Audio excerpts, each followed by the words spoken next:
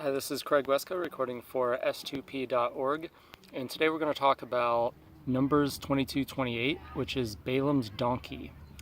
So basically in this story, Balaam is a character who did a few things wrong. And so there was an angel that was about to kill Balaam. So he was going up a mountain with his donkey, and basically the donkey saw the angel, but Balaam didn't. And so the donkey, wanting to be faithful and protect his caretaker, or her caretaker, the donkey stops. And Balaam's like, "What are you doing? Why are you stopping?" And he starts beating the donkey. And so then the donkey gets up and starts going again. And then sees the angel again and stops. And Balaam again starts beating the donkey. He's like, "What are you doing, you stubborn donkey? Why don't you go?" And so then the donkey gets up again and starts going, and they get closer to this angel holding the big sword about to kill Balaam. And the donkey somehow knows what's up, but Balaam still doesn't see this angel. And so then the donkey stops a third time, and Balaam just starts beating the donkey again. He's like, "If I had a sword right now, I would kill you for being stubborn," and stopping. And so this is one of the few times in the Bible where an animal communicates with a person.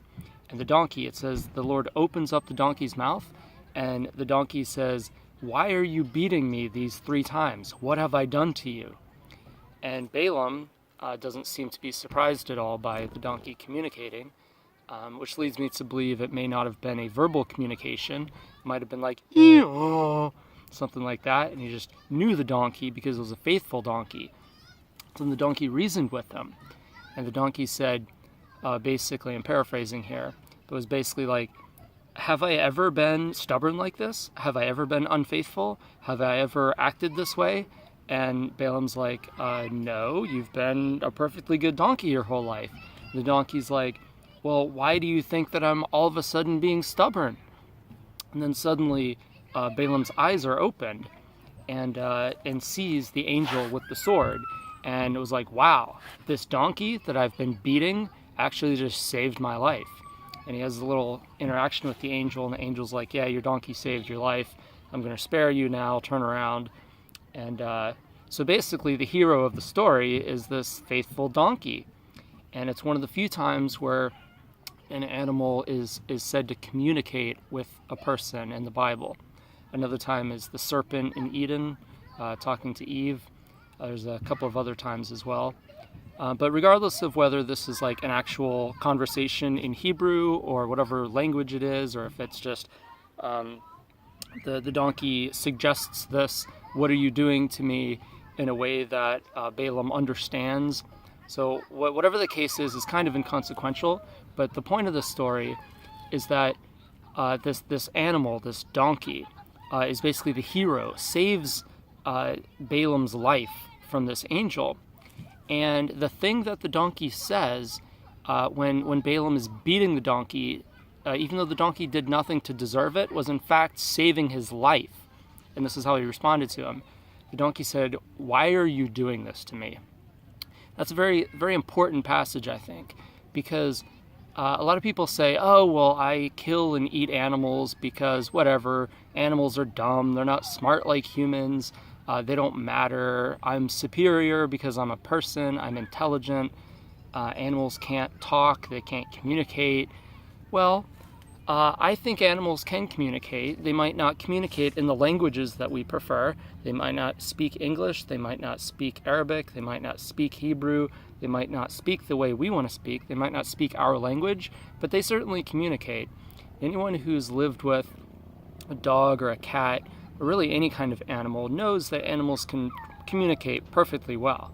You know when the animal is hungry, when they have to go to the bathroom, when they want to go outside, when they're excited, all kinds of things. Animals communicate perfectly well, as long as you understand their language.